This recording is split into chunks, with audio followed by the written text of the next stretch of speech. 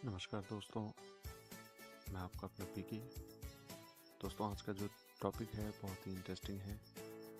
ये टॉपिक है ईश्वर की बनाई सबसे खूबसूरत, अद्भुत, महान, पूजनीय और सबसे प्यारी रचना नारी, जिसे हम नारी, स्त्री, औरत और महिला के नाम से जानते हैं, पहचानते हैं, पुकारते हैं। औरत जितनी कोमल, सुंदर, मृदुल स्वभाव की होती है, इसके विपरीत ये कठोर, साहसी और चंडिका, यहाँ तक कि चंडालिका का भी रूप धारण कर सकती है।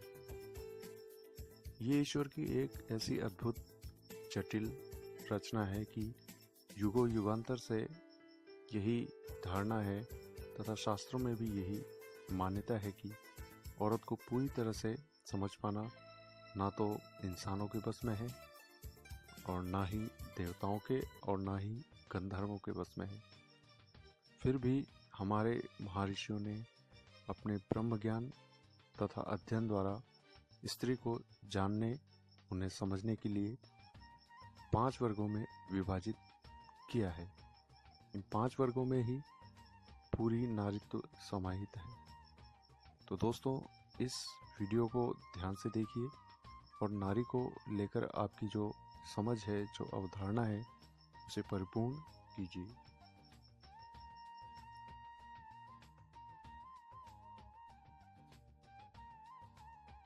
ज्योतिष शास्त्र में पुरुषों और स्त्रियों के प्रकार के बारे में लिखा गया है। हालांकि पुरुषों के बारे में कुछ ज़्यादा नहीं लिखा गया, लेकिन स्त्रियां कितने प्रकार की होती है, उनके लक्षण क्या होते हैं, उनका स्वभाव कैसा होता है, इस बारे में काफ़ी कुछ लिखा गया है। ज्योतिष शास्त्र के अनुसार स्त्रियों को मुख्यतः निम्न 5 वर्गों में बांटा गया है: शंखिनी, चित्रिणी, हस्तिनी, पंचुली और पद्मिनी।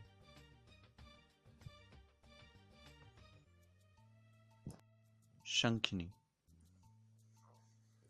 शंखिनी स्वभाव की स्त्रियां अन्य स्त्रियों से थोड़ी लंबी होती है। इनमें से कुछ मोटी और कुछ दुर्बल होती है।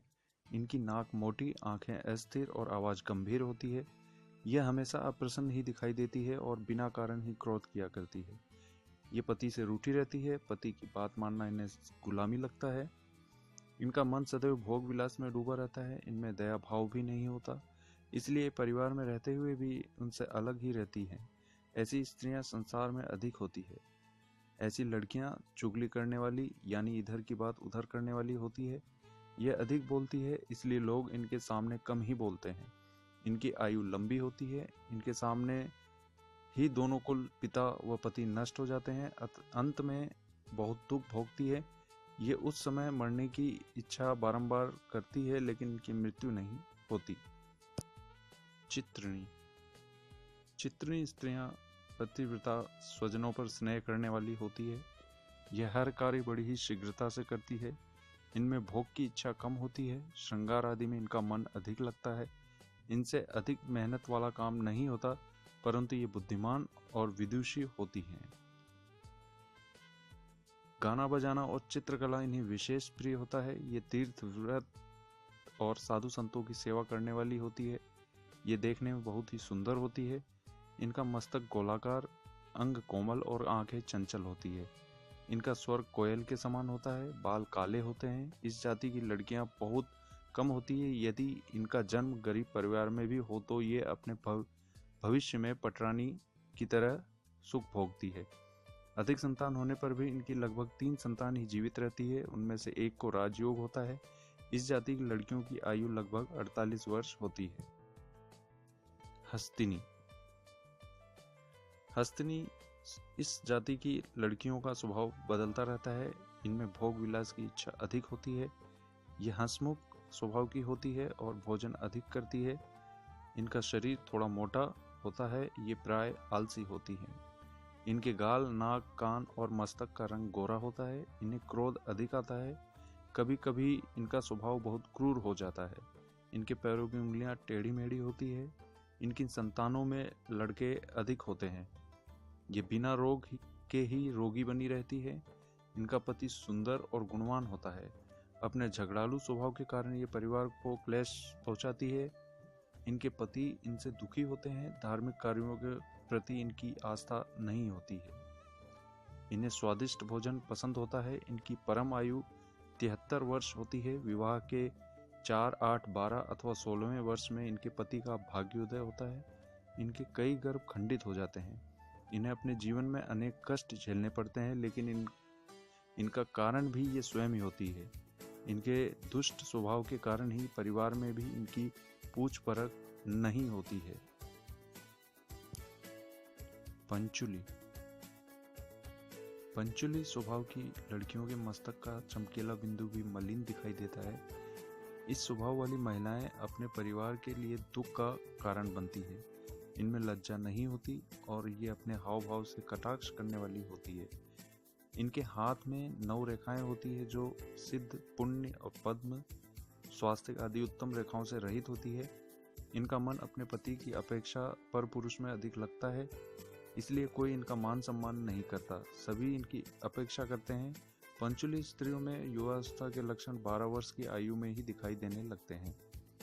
इनकी आंखें बड़ी और हाथ पैर छोटे होते हैं। स्वर तीखा होता है। यदि ये किसी से सामान्य रूप से बात करती हैं तो ऐसा लगता है कि जैसे ये विवाद कर रही हैं। इनकी भाग्य रेखा व पुण्य रेखा छिन्न भिन्न रहती है। इनके हाथ में 2 शंख रेखाएं व नाक पर तिल होता है। पद्मिनी। समुद्र शास्त्र के अनुसार पद्मिनी स्त्रियां सुशील, धर्म में विश्वास रखने वाली, माता पिता की सेवा करने वाली व अति सुंदर होती है। इनके शरीर से कमल के समान सुगंध आती है। यह लंबे कद व कोमल बालों वाली होती है। इनकी बोली मधुर होती है। पहली नज़र में ही ये सभी को आकर्षित कर लेती है। इनकी आंखें सामान्य से थोड़ी बड़ी होती है। ये अपने पति के प्रति समर्पित रहती है। इनके नाक, कान और हाथ की उंगलियां छोटी होती है। इनकी गर्दन शंख के समान रहती है व इनके मुख पर सदा प्रसन्नता दिखाई देती है। पद्मिनी स्त्रियां प्रत्येक बड़े पुरुष को पिता के समान, अपनी उम्र के पुरुष को भाई तथा छोटे को पुत्र के समान समझती हैं। ये देवता, गंधर्व, मनुष्य सबका मन मोह लेने में सक्षम होती हैं। यह सौभाग्यवती, अल्प संतान वाली, पतिव्रताओं में श्रेष्ठ, योग्य संतान उत्पन्न करने वाली तथा आश्रितों का पालन करने वाली होती है। इन्हें लाल वस्त्र अधिक प्रिय होते हैं। इस जाति की लड़कियां बहुत कम होती है। जिनसे इनका विवाह होता है वो पुरुष भी भाग्यशाली होते हैं। अगर यह जानकारी आपको पसंद आए तो प्लीज़ सब्सक्राइब जरूर करें। आपके दाएं हाथ की तरफ नीचे सब्सक्राइब का बटन होता है, उसे दबाएं और लाइक भी करें। धन्यवाद।